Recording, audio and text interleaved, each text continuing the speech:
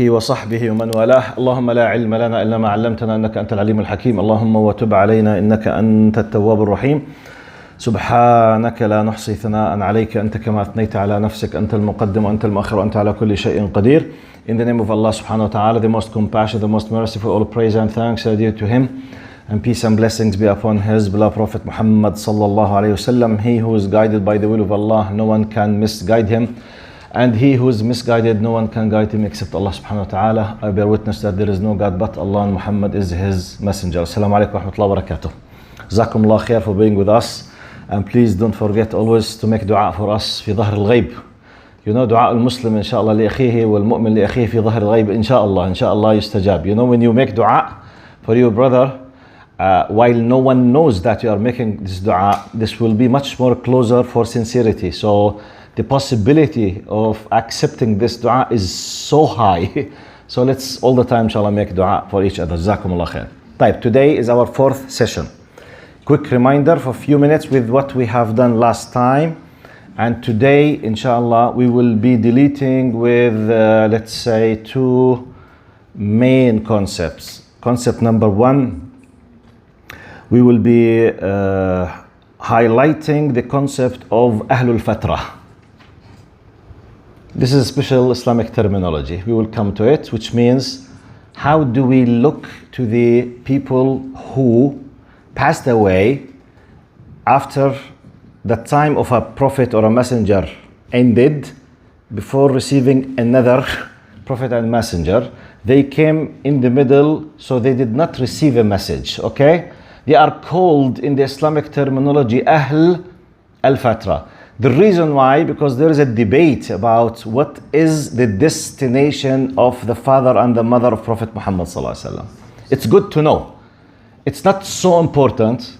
Now, knowing this is not a basic part of your aqidah. However, putting this in its right place will help you not to let anyone push this topic to be as if it is the most important topic in Islam. Because some people, unfortunately, they use it as if it's the most important topic, okay? So it's good to know, because this is Majlis Ilm. We need to know this is one of the basic. Then we will start dealing with the beginning of the birth of Prophet Muhammad sallallahu alaihi wasallam, okay?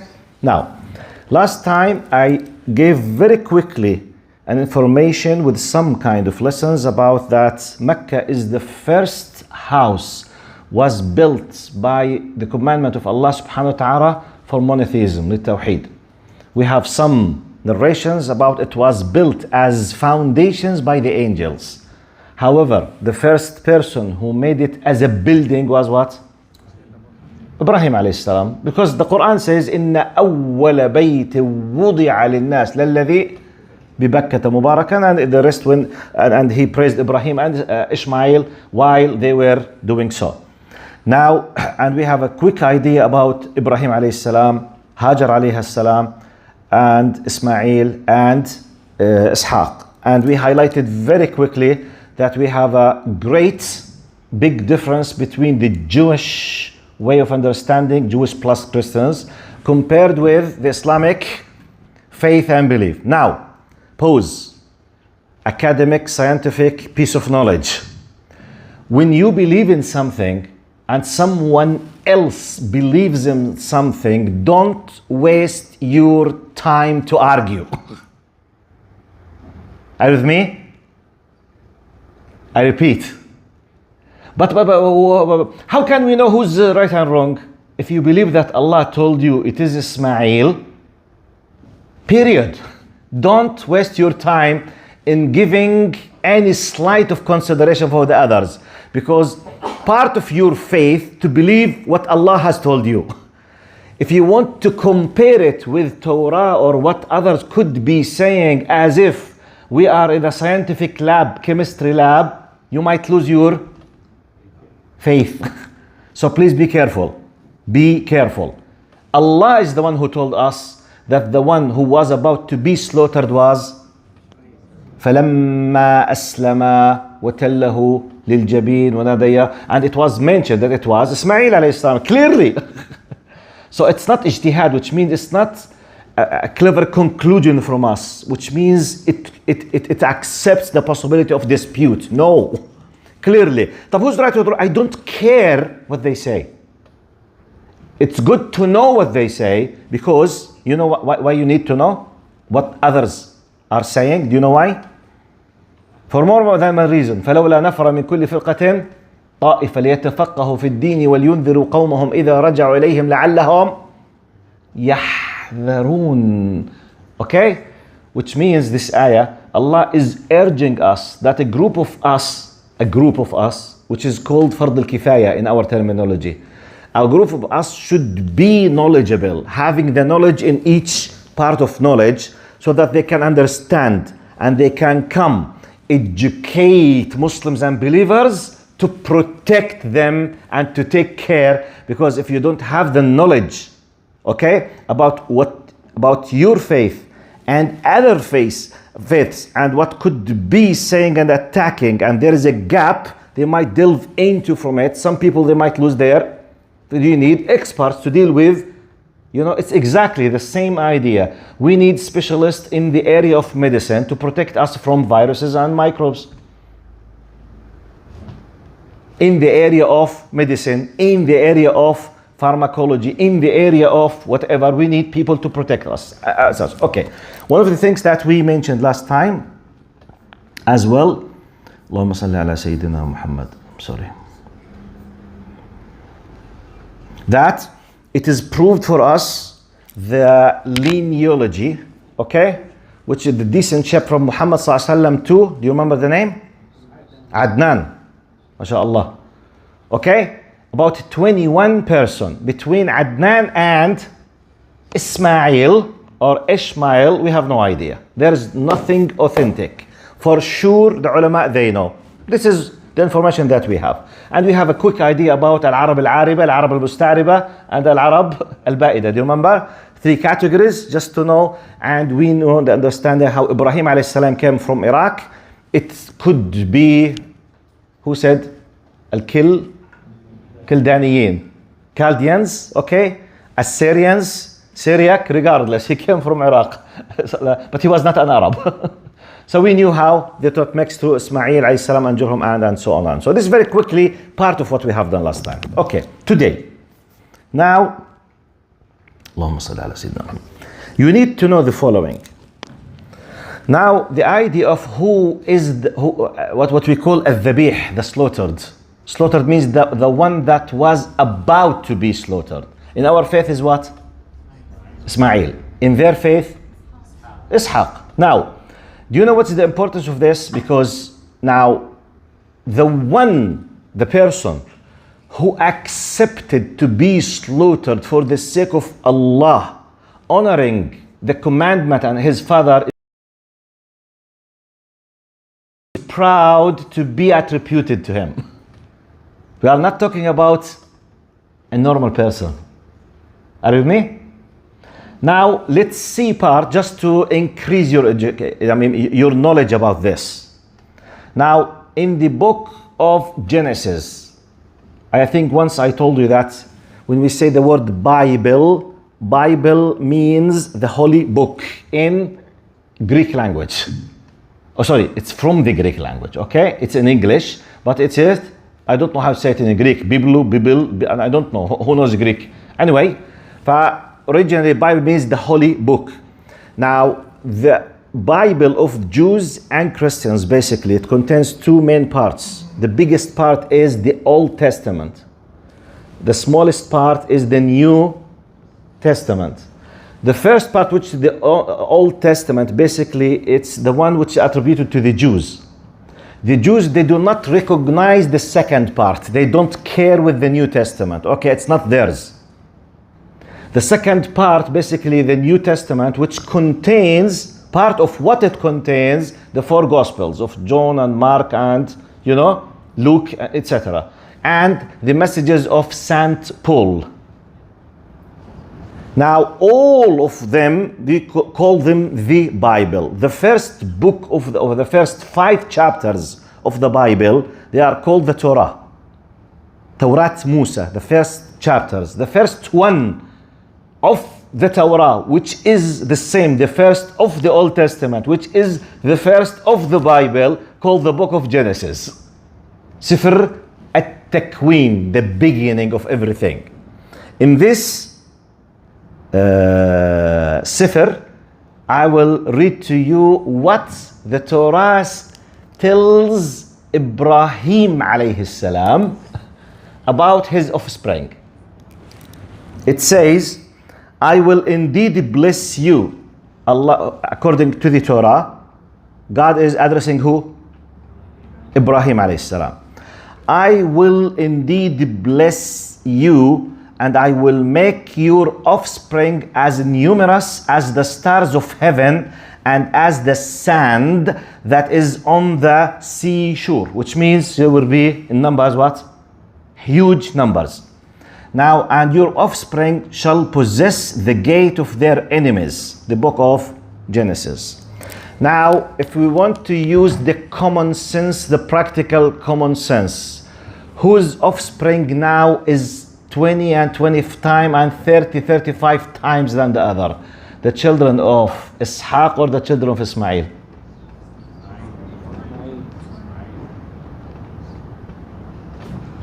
Done, ya Khali? Are you with me?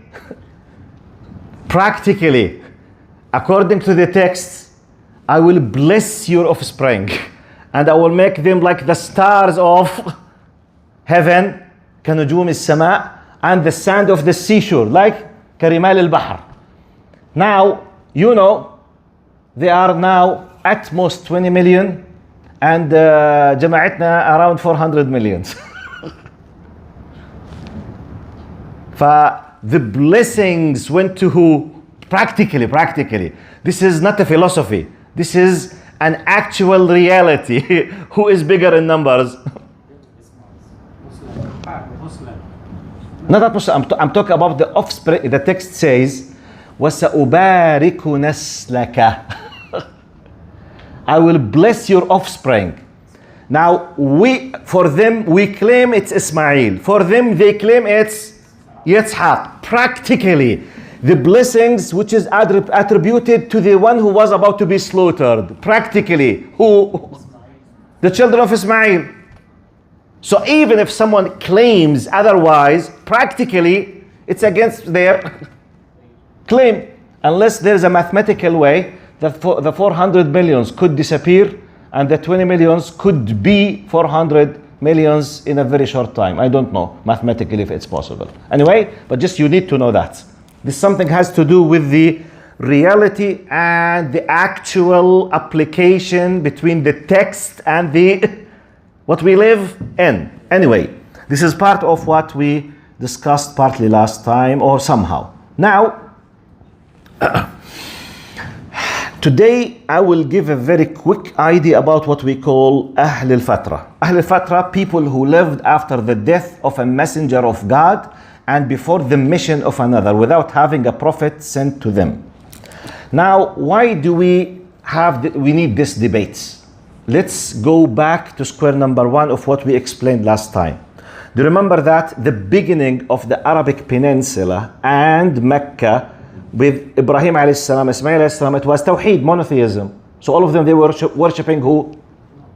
Yeah, and we told about Amr bin Luhay. Do you remember? According to the Hadith al-Sahih, we don't know the ghaib. We don't know the ghaib. Prophet Muhammad told us because Allah told him. قال إني رأيت ورؤيا الأنبياء وحي حق. Which means now when a prophet sees part of the types of revelation, when the prophet sleeps, while he's sleeping, if he saw a vision, the vision is part of the revelation. Okay? قال إني رأيت عمرو بن لحي يجر أمعاءه في النار. Amr ibn Luhay, I saw him, you know, trying to pulling شو حكينا الأمعاء بالإنجليزي؟ Intestines. He was pulling his intestines in the hellfire because he was the first one who pushed the Arabs to worship idols after a long time of monotheism. فهير طب okay, now this is one from one angle. Number two, we have a hadith sahih Prophet Muhammad ﷺ says he was traveling outside the Medina. At a certain point, he left his Sahaba. He went down to like an old grave, and he started crying heavily. Then the Sahaba came to him and said, Ya Rasulullah, ma tabki? Qal, this is the grave of my mother. Now, what could be strange, قال إني استأذنت ربي أن أزور قبر أمي فأذن لي فاستأذنت ربي أن أستغفر لها فلم يأذن لي. He said, I asked the permission to visit the grave of my mother. I was given the permission by Allah. Then I asked to do what? Ask forgiveness for her. I was not given the permission. I know it's strange, but this is in the hadith Sahih. Prophet Muhammad was prevented. طيب. Now here comes, we know about Amr ibn Luhay. We know about this hadith because she passed away before Prophet Muhammad was given the Risala. True or false? طيب. Now when we put this and that compared with many indications, وَمَا كُنَّا مُعَذِّبِينَ حَتَّى نَبْعَثَ رَسُولًا. Now, from one angle we have Amr ibn Luhay, and we have, for example, this hadith of Prophet Muhammad ﷺ about, and we have another hadith sahih as well, third one. Keep in your mind, because I will give you the two opinions, and I will tell you why we have this kind of dispute and what is the most proper way how to deal with this area, so that no one will just keep playing with your time how to tackle this problem. The third hadith, that a man asked Prophet Muhammad ﷺ, his father, this man's father, passed away at the time of the Jahiliyyah. He said, Ya Rasulullah, it's part of a long hadith. قال أين أبي? Prophet Muhammad ﷺ did not know. He does not know the ghaib. Where is my father? Which means, what was his destination? Of course, does Prophet Muhammad know the ghaib by himself? قال فابتعد الرجل ثم ناداه النبي صلى الله عليه وسلم قال إن أبي وأباك في النار. He said, your father and my father, both of them, they are in the hell fire. So we have this and this hadith where Amr ibn Luhay, the father of the Prophet and the mother of the Prophet. In the same time, we have a very strong ayat, such as, I will just recite very quickly. وَمَا كُنَّا مُعَذِّبِينَ حَتَّى نَبْعَثَ رَسُولًا. This is called Nass Am, a general text. Verily, we were not to punish anyone or any group of people before we send what? A messenger. طيب. Another ayah. ولو أنا أهلكناهم بعذاب. The previous one from chapter Al-Isra. This one from Surah Taha. ولو أنا أهلكناهم بعذاب من قبله لقالوا ربنا لولا أرسلت إلينا رسولا فنتبع آياتك من قبل أن نذل ونخزى. The context, Allah is saying, if I punish them without sending a messenger, they could have said, and they have the justification to say, but Ya Allah, you did not send us a messenger. Pause now. You need to know the following. Very important. You need to distinguish. Apart from Prophet Muhammad alone, he was the only prophet that was sent for humanity. Before Prophet Muhammad, everyone was sent to a group of people at a certain time. You need to know this. Because none of the prophets was sent for all. That's why, part of our faith, which includes in this equation that we will say. Now, Nuh alayhi salam for his people. Musa alayhi salam for the children of Israel. Isa alayhi salam for children of Israel. It's our faith. I'm not discussing what they believe. I'm talking about what we believe. We believe he was sent exclusively to. And by the way, still now in the Bible there are texts about it. قال وأني ما أرسلت إلا لخراف بني إسرائيل الضالة. It's still, the text is there. Now, I have not sent but to the lost sheep of the people of Israel. Anyway, my point is not, but just you need to know what we believe, okay? We believe everyone before Prophet Muhammad, prophets and messengers, exclusively just limited to a group of people. And the text says for us, and the final one was Prophet Muhammad sallallahu alaihi wasallam. We believe that the Quran is the final, the last message. And Prophet Muhammad is the seal of the prophets. And Quran contains everything has been revealed at a time as the final constitution for humanity. So therefore, and the text says, وَمَا كُنَّا مُعَذِّبِينَ حَتَّى نَبْعَثَ رَسُولًا. We have not, Allah will not, we will not punish without sending a messenger. قال ذلك أَلَّمْ يَكُنْ رَبُّكَ in chapter Al-An'am. ذلك أَلَّمْ يَكُنْ رَبُّكَ مُهْلِكَ الْقُرَى بِظُلْمٍ وَأَهْلُهَا غَافِلُونَ. We would never punish or destroy or bring the torment against any group if they were what? Ignorance. Still they are not aware. No, we will warn them first.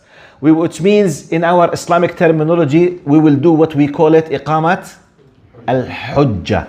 We will establish the argument against them, which means a messenger, a prophet, this is right, this is wrong, do this, something. When they refuse clearly, then the punishment will come or they will be rewarded. إِلَّا قَوْمَ يُونَسَ. Allah subhanahu wa ta'ala, what did he say about them? فَمَتَّعْنَاهُمْ آمَنُوا. They believed and Allah favored them and, sent his blessings upon them. Sallallahu alayhi wa sallam. طيب. Now another verse from chapter Al-Ma'idah. يا أهل الكتاب قد جاءكم رسولنا يبين لكم على فترة من الرسل أن تقولوا ما جاءنا من بشير ونذير. Allah is stating clearly that we have sent you a messenger after a period of, emptiness in terms of this. There is no futur. Futur now means, as a terminology, that a period of time where there was no prophets or messengers, completely empty. Now, when you put this وَمَا أَرْسَلْنَا إِلَيْهِمْ قَبْلَكَ مِنْ نَذِيرٍ لِتُنذِرَ قَوْمًا مَا أَتَاهُمْ مِنْ نَذِيرٍ مِنْ قَبْلِكَ لَعَلَّهُمْ يَهْتَدُونَ. When you put all of these things, you will find two big, superficially contradicting opinions. Most of the ayat, they say no punishment without a messenger and a prophet. No punishment without iqamat al-hujjah, establishment, which is true with the whole idea of the core of Islam. Type, how can we understand this? The others? There is some kind of explanations. Generally speaking, the best way is to say the following. We don't know for sure what will happen to anyone from Al-Fatrah. But we believe in the mercy of Allah subhanahu wa ta'ala. Allah will not deal with them injustice, with any kind of injustice. Now, you add to this the following. Part of our aqidah, when we have a very strong dalil and evidences, that some people will be tested in the day of judgment. According to a hadith sahih, they will be tested there. Some people, they say, what? Tested? Yes. Do you know this? Do you know that some people, we don't have a clear cut that everyone from those people will be tested. But we have a hadith sahih about some people, they will be tested. If they accepted the da'wah of Allah, they will go to the Jannah. If they refuse, they will go to the hellfire. Some people might say, Ya Sheikh, please respect our minds. They will be tested. Alamul Ghaib, all will be reality for them. How come they will be tested? طيب يا سيدي ومستر إبليس عالم الغيب كان له إيش؟ Mr. Iblis. You know Mr. Iblis? You know? The world of ghaib, was it a reality or ghaib for him? Was he witnessing the creation of Adam or not? Was he attending the assembly of Al-Mala' Al-A'la with the Malaika or not? طيب, prostrates. What was his reaction? قال أنا خير منه. So do you think the test, a condition, if you witness, you will not reject? No. No. Wallahi. Do you think there should be more than Abu Lahab to be the first believer?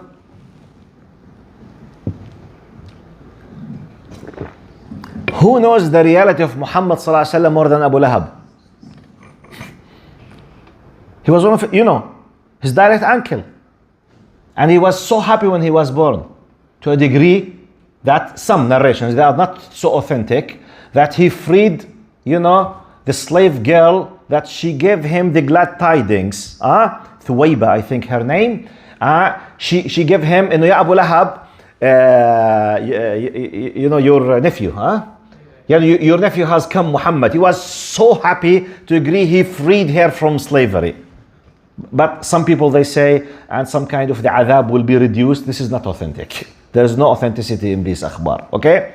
Now, he knows about him and he saw his amazing, characteristics in him. Allah subhanahu wa ta'ala was protecting him with a special divine protection. And we will study this. What used to happen from what we call irhasat al-nubuwah. Have you heard this terminology? Irhasat. The irhas, as an Islamic terminology, means the indication that gives you an idea about something will happen later. When it happens, you will realize that you were given the signs for this. This is called irhas. Okay? But many things happen. Many things used to happen for Prophet Muhammad sallallahu alaihi wasallam, and we will talk about them. One of the first witnesses for this was Abu Lahab. But he was the first of the kuffar and the people of hatred. And Allah subhanahu wa ta'ala revealed to us. So some people will be tested. The idea generally, why I'm telling you so? Unfortunately, some people, they are busy, the people in the internet now, is the father and the mother of Prophet Muhammad in the Jannah or the Nar? Jannah or Nar? Yes, the Jannah or Nar? Jannah, Nar, Jannah. You are a kafir, you are a woman, you are a kafir. Some people, they tackle it from a pure, emotional point of view. Allahu Akbar, ya akhi. How come? Ya ammi, it has nothing to do with the emotions, because we have hadith sahih, or we don't know why it happened. Maybe, okay? For some people, they say he was asked directly not to ask for istighfar for her. But is this a clear-cut indication she is from the people of the hellfire? No. But he was asked not to do this. We did not know why. So simply, in our Islamic terminology, we say, natawaqqaf. Don't delve into this area. Don't fight anyone, okay? Don't say, and plus, please, the possibility of the father and the mother of Prophet Muhammad, they are in the hellfire or in the Jannah. It's not part of our basic aqidah. Because of them, we will go to the hellfire or to the Jannah, okay? It's part of the information that could help us to understand that period, okay? But what we need now, is it clear? So don't go with this or with that. Simply natawaqqaf. We stop. We have no assurance about this opinion or that. But we believe in the justice of Allah subhanahu wa ta'ala. Pause. What I will highlight now, what we need now, depending on the concept of Ahl al-Fatrah. What is the concept of Ahl al-Fatrah? A group of people, after a messenger, a prophet, they did not receive anything and they passed away before receiving a new messenger. This concept of Ahl al-Fatrah, is it applicable on some people now on earth? Yes, طبعا. I mean the concept. Do we have people now, they have not received anything? Is it possible? Yes, طبعا. Some people, they are living in the desert, some people in the Amazon, the Eskimo, something. I mean, generally speaking, theoretically, I'm not confirming that for sure. I know that the people of the Amazon, they have that. In theory, is it possible that a group of people could be living somewhere on earth without receiving a message so far? Is it possible? طبعا possible. Allah subhanahu wa ta'ala is mentioning about the people of the Arabs there. على فترة من الرسل ما أتاهم من قبلك من نذير. This was applicable before Prophet Muhammad sallallahu alaihi wasallam. It could be applicable at any time. So what will happen to them? The same rules. Don't worry. Some of them will be tested in the day of judgment. Don't worry. But there is no injustice. But the question, let me sum up. Forget everything now. Everything we are highlighting is based on the following philosophical question. Have they realized or not? Did they receive or not? Who can for sure be 100% certain that this group of people, for sure, they knew or not? Who? Is it us? No. Therefore, let's conclude this with the following statement. Anyone on earth realized, understood that this could be the reality and ignored it, he will be a rejecter for the haqq. طب how can I know? Who told you that you need to know? You have no access to know Aslan. But tell the people about that. Let the people understand the hukum. Now, because now Prophet Muhammad said in the hadith, وَالَّذِي نَفْسِي بِيَدِهِ Why I'm saying this? Know this hadith, very important. You need with an attitude of sympathy to speak with your brothers and your sisters, Christian Arabs in specific, because this hadith is specifically for them. Literally. Hadith sahih. Prophet Muhammad قال وَالَّذِي نَفْسُ مُحَمَّدٍ بِيَدِهِ By the one whom the soul of Muhammad in his hand. Who's he? Allah subhanahu wa ta'ala. This is, a style of qasam, swearing. I swear by Allah. قال ما يسمع بي أحد من هذه الأمة من اليهود والنصارى ولا يؤمن بي إلا وحرم الله عليه الجنة. He said, any Jewish or Christian hears about me and he did not believe me, it will be prohibited for him to get into the Jannah. قال يسمع بي. Look, what was the condition? يسمع بي. طب, which means he heard about me. Me refers to what? Prophet Muhammad came with what? With a new mathematical theory? He came with Islam. قال والذي نفسه, by Allah, any Jew or Christian from this ummah. When he said this ummah, he was referring to Ummah al-Arab, which means they understand. They realize what we are talking about. Okay? So if they receive that and they rejected, Jannah will be prohibited for them. If you want to delve into more, طيب, receiving means any information or it was received with a full corruption, still it's applicable, yes? What if he received it we are just terrorists and bad people, Prophet Muhammad is a bad guy? Is it possible? By the way, especially some Arab countries, you are aware more what happens to those people in their temples and their worshipping places. What is the image of Muhammad ﷺ for them? What they are taught about him. Is it possible that they don't have the right message? Yes.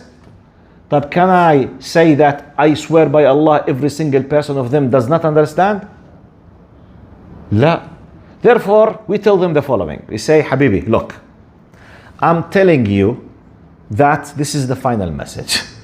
These are the evidences inside it. Your fitrah, your aql, so please, if you realize the haqq in this, even if you claim that you don't, you can't play games with Allah. Can you? No, you can't. And I will finish this argument, the whole idea of Ahl al-Fatrah, and the people now, and Jews and Christians from the Arabs, all of them, with this simple example. I will sum up the whole idea. You will have now the methodology to answer questions about this. But what about this? What about that? You have the rule now. If they did not receive, Allah will deal with them with justice. What could justice be? It's not your problem, don't worry. You don't know. They might be tested in the day of judgment and you don't know if they know. If they know, but you think they don't know, but for Allah they know, they will be treated as they know or they don't know because you think that they don't know. Wallah, I'm not joking. If you think they don't know, a group of people, but in reality, as Allah knows, they know. Their accountability will be according to what you think, or according to what Allah knows that they know. So just you convey the message. The example, the simple example is the following. I said, if جزاكم الله خير على القهوة الله يكرمكم بارك جزاكم الله خير على الشايخ الكريم الله يكرمكم اليوم خربتوا أخلاقي شاي وقهوة ما شاء الله الله يجزيكم خير اللهم صل على سيدنا محمد على فكرة by the way if Wallahi, I'm not joking with what I will say now. So please don't laugh. شوف ضحكوا من قبل. If Allah subhanahu wa ta'ala, inshallah, decided to let us to be from the people of the Jannah, the first invitation for all of you will be in my house. Okay? Or in my palace, inshallah. Okay? And you can choose whatever you want. And by the way, I used to tell my students, wallahi, apart from Prophet Muhammad sallallahu alaihi wasallam, the most important two persons, they influenced my character in my life in Islam. Do you know who? Two big characters for me. They shaped my understanding for Islam. Two characters from the Sahaba. The most. They shaped me. Do you know who? Umar ibn Khattab number one. Aisha number two. For me. Umar and Aisha, one of the things that I would love, inshallah, by the beginning of Dukhul al-Jannah, I want to see them. And I want to invite all of you, on the honor, and they will be the honorary guests, inshallah. Umar and Aisha, inshallah. Okay? So if I forget, remind me. Wallahi, I'm not joking. Seriously, you don't know. You don't know. No one knows, inshallah. Inshallah, bi'idhnillah. And by the way, we have tens of ayats in the Quran told about that we will be remembering what used to happen in this dunya. إِنَّا كُنَّا قَبْلُ فِي أَهْلِنَا إيش مُشْفِقِينَ فَمَنَّ اللَّهُ عَلَيْنَا وَوَقَانَا. Yes, we used to be what? Oppressed. We used to be in the difficulties. In many times we used to be unable to express even our faith, our thoughts. And many times it happened, subhanallah. فَمَنَّ اللَّهُ عَلَيْنَا. Allah has favored us. And we were protected from the punishment of the hellfire. قال على سرر متقابلين. We will be sitting on a divinely made couches. Not like this.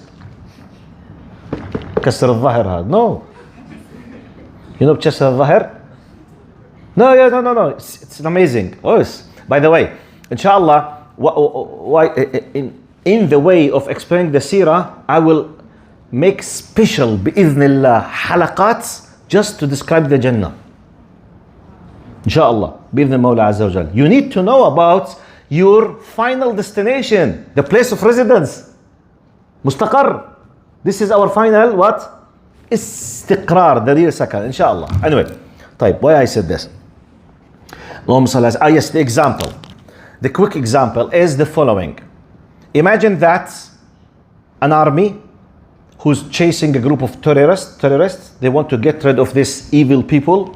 They sent a soldier, colonel, lieutenant, whatever, great soldier, honest one. He was sent to get rid of a cell of terrorists in X place. He has a group of soldiers under his commandment. He went there just to bomb them, to get rid of them. Now, in theory, this commander, okay, he's a great person, nice, honest, genuine, and he's doing that for the sake of humanity. Okay?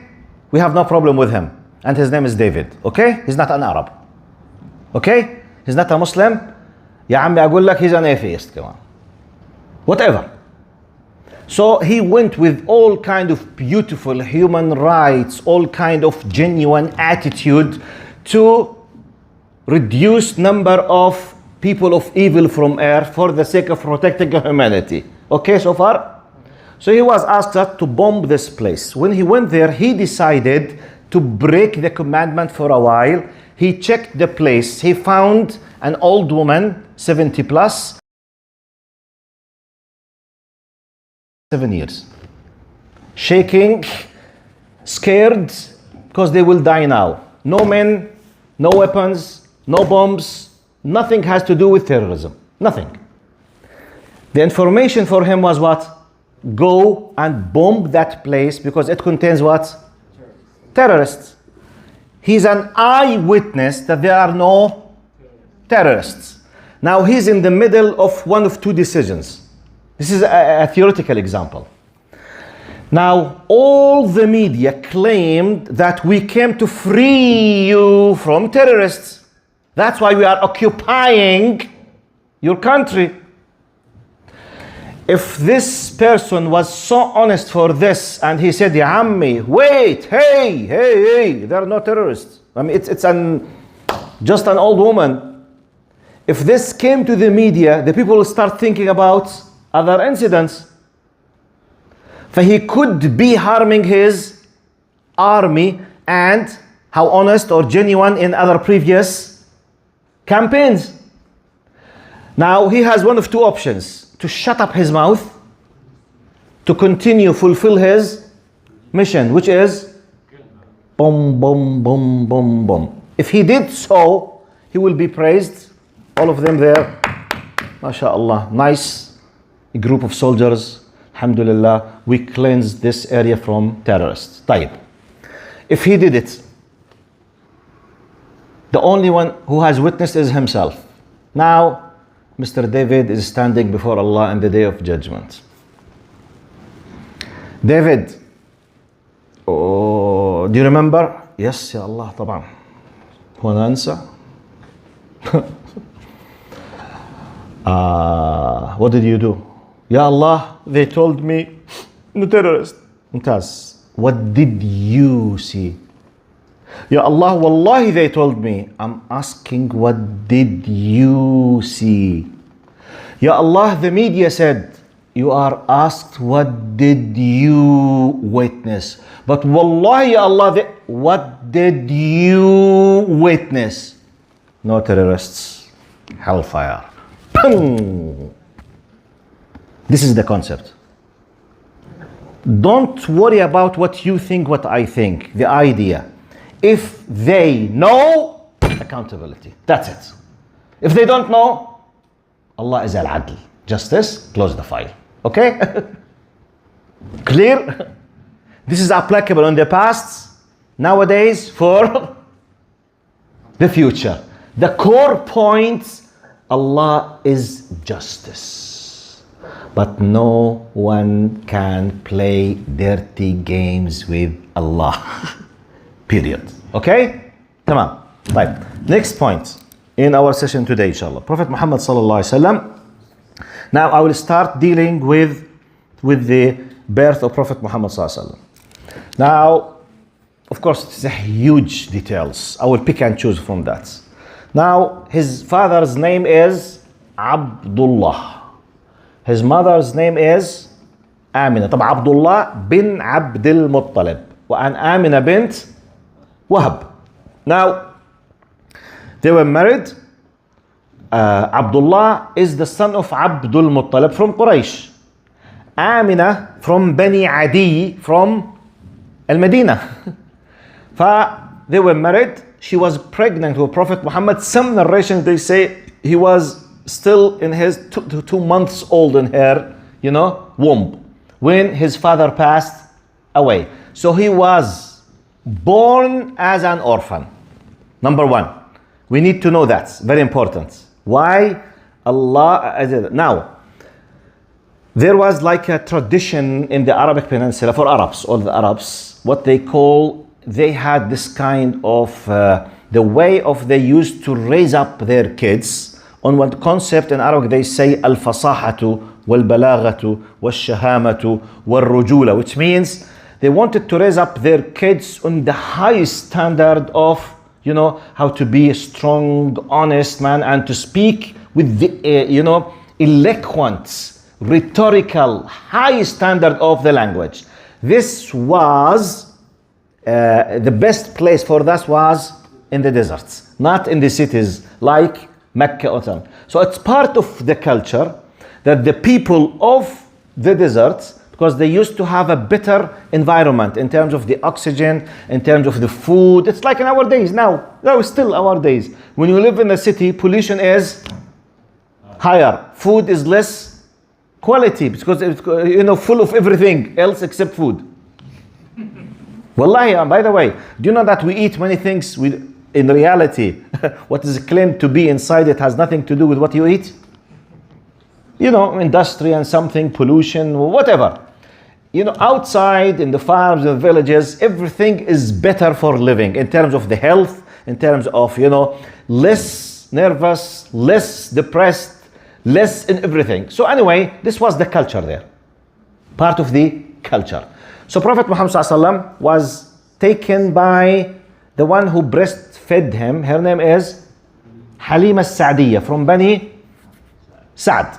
Now I think most of us, we read about the details of the blessings and the barakah that came to her, and there's a lot of details about she came to Mecca and she was about to find one of the kids or orphans so that she can breastfeed, and because his father passed away, he was classified as what? As an orphan. An orphan means there's no direct father to give generously this woman. So most of the women, they came, whenever they knew that he was an orphan, they refused. So at the end, Halima could not find anyone else. She accepted him. Now we have a lot of details. All of them in general, they are not in the highest authentic narrations, but they are acceptable. I mean, you can narrate them and depend on them. Okay? The idea, he was accepted and he was taken by Halima As-Sa'diyya to be breastfed and to live in the deserts with Qabilat Bani Sa'd. By the first 4 years of his life, he adapted and he achieved the fasaha, eloquency, and the high standard of the language before that. Now, when he finished 4 years, Prophet Muhammad ﷺ, he was sent back to his mother. Can you imagine? Pause now. Look how that tradition was so powerful, with all levels that you could ever imagine of emotions of mothers. They were traditionally forced, for the sake of honor, for the sake of prestige, they were forced to leave their breastfed kids still, which is the most important time. I mean, I can't, wallahi, and I myself now, in theory, I can't imagine how a mother can do so. But it was the culture. It was what? So powerful. So he was taken 4 years by the will of Allah subhanahu wa ta'ala. He came back again to his mother. He lived with her 2 years. She passed away. He returned back to be a double orphan. Subhanallah. So by the age of 6, he lost his mother, sallallahu alayhi wasallam. He lived after that with his grandfather, Abdul Muttalib, the father of his father, Abdullah. How many years? 2 years. Then his grandfather passed away. So look, we have a lesson now. In this lesson,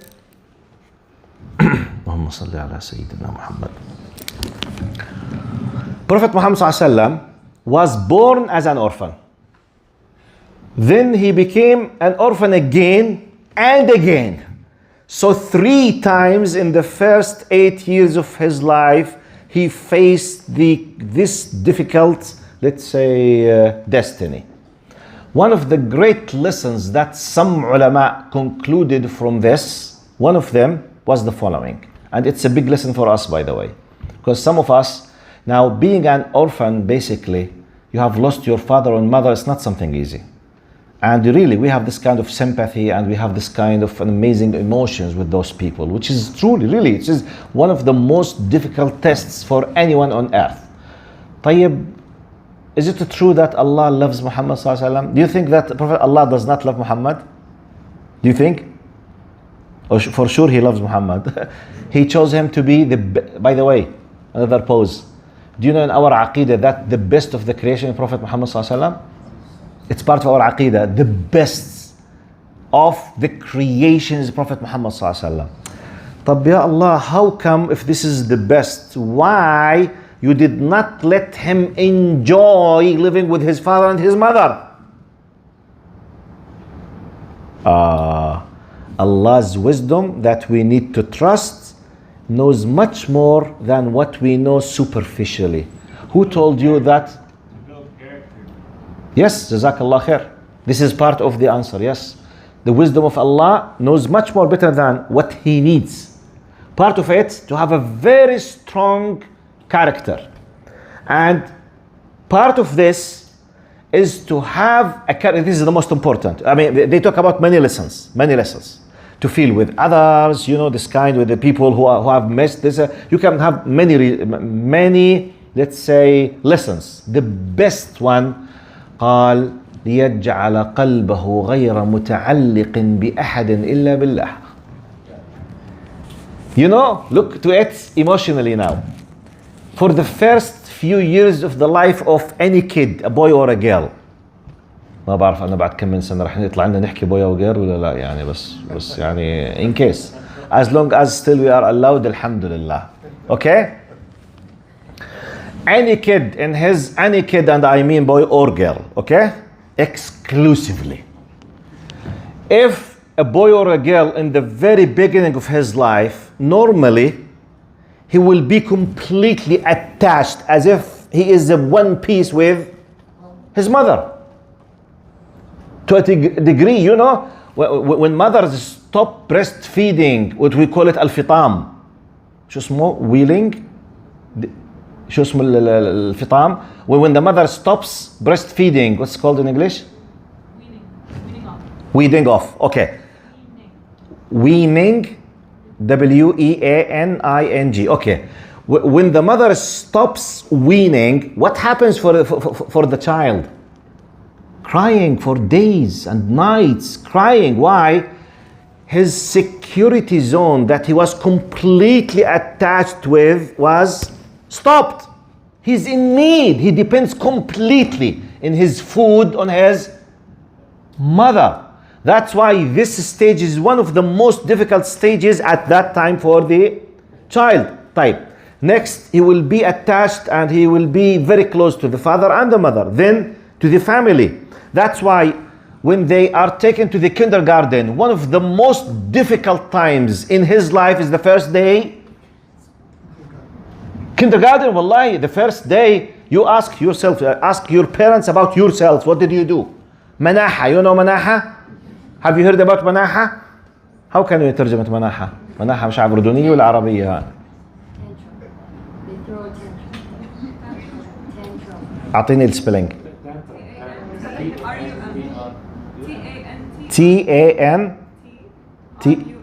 TANTRUM. واو، أول مرة بعرفها. في إلها ترجمة يعني. مش بس عربية. What is the idea? We are created in a way, as long as we are in a weak status, we always need a more powerful being to stuck with, to depend on. So if Prophet Allah subhanahu wa ta'ala, one of the wisdoms that we can conclude, Allah subhanahu wa ta'ala exposed him to be not attached to anyone. So that's what was preparing him. This will be injected in his psyche, inside. That he lives at a certain point when he used to do what we call يتحنث في غار حراء. Prophet Muhammad sallallahu alaihi wasallam, when he became a man with full manhood, he looking, what happens? Who is the creator of this universe? I mean, he was not attached to anyone. His heart now is looking for the haqiqah, for the reality. This is one of the amazing wisdoms. But let's link this with what we call the concept of bala and ibtila, the trial. Trust Allah. When Allah decides to put you in the trial, superficially we have our own calculations. احنا حساباتنا, you feel happy if you have a father and mother. The best thing for you is to have a good money. But what if Allah tested you with less money? Does it mean Allah does not love you? No. Be careful. Be careful.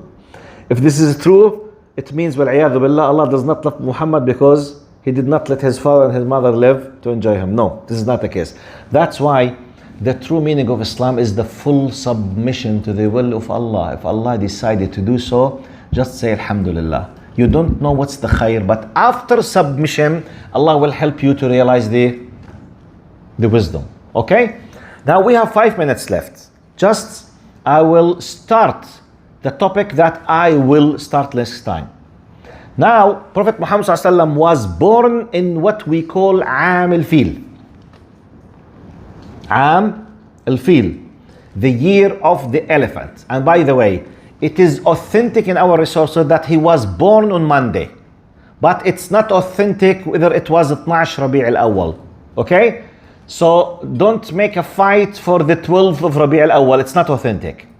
But in a hadith sahih in Muslim, when he was asked about why he fasts Mondays and Thursdays, hadith sahih, قال عن Monday, قال هذا يوم ولدت فيه ويوم أنزل علي فيه. It was Monday when he received the revelation and when he was born. Okay, in hadith sahih. So we know for sure that he was born in Monday. طب. He was born in عام الفيل. What is عام الفيل? Next time we will start. It's something has to do with Apicinia. Have you heard about Apicinia? Ethiopia. Can you imagine that 1400 years ago, Apicinia was one of the greatest kingdoms in the area? Powerful military, to a degree that the great Christian king of Apicinia had a very great commander, chief commander for the army. His name was Abraha al-Ashram. Abraha al-Ashram was sent by, his country to Yemen, which means he passed the Red Sea. Because, if you can imagine now, this is Africa, for example, Abyssinia is here, here's the Red Sea, Yemen is here. So they traveled through the sea and they came and occupied Al-Yemen. The Christian Abyssinians, they occupied Al-Yemen, and they decided by force to spread Christianity. Now they knew that Arabs, pagan Arabs, they used to look with some kind of high, with a sacred way to the Kaaba. Because from time of Abraham, the Kaaba is there. But Kaaba plus shirk, which means Kaaba plus pagans, idols. So it's mixed, shirk and the roots of the Tawheed. Yet still the Arabs, they respect the Kaaba and they respect many things from the roots of Ibrahim alayhi salam. Now the Christian Abyssinians, they decided to convert the Arabs into what? To Christianity. So they sent Abraha, in our words today, a great army with mighty power. No one in Arabic Peninsula could ever stand for hours. It was very powerful. So one of the things that Abraha did, he said, I want to bring the attention of Arabs to our church. He built a church. According to the Seerah, the name of the church is Al-Qulais. Al-Qulais. It's a huge, great church. Now, one of the funny things in the history, pagan Arabs, they decided to curse Abraha. So two of them, they came at night and they did something bad inside the church. Actually, they did what we do when you go to the toilet and washroom. Literally, wallah, I'm not joking. This is mentioned in the history. So they came in the end and they did number 2 inside the church as a message of, hey, don't waste your time with us, the pagans. So Abraha decided to revenge from all Arabs. He decided to demolish Al-Kaaba. So he prepared one of the mightiest armies in the history of the Arabic Peninsula, and he, approached the Kaaba to get rid of the Kaaba as a revenge for what these two Arabs did in Al-Qulais. Okay? This what we will start talking about, and the indications of Prophet Muhammad ﷺ. He was born just few months before this incident. That's what it was called Am Al-Fil. We will say why it's Am Al-Fil, the elephant, and what happened in Kaaba. What was the reaction of Abdul Muttalib? What's the relation between Abdul Muttalib and Abraha? And we will know about some of the traitors, okay, who betrayed their people at that time. It's an amazing political, ethical, messages in this story. Next time, inshallah. Jazakumullah khair. Assalamu alaikum wa rahmatullahi wa barakatuh. Yes, tomorrow we have a tafsir session, inshallah, between Maghrib and Isha. Thank you very much for the tea and the coffee. I remember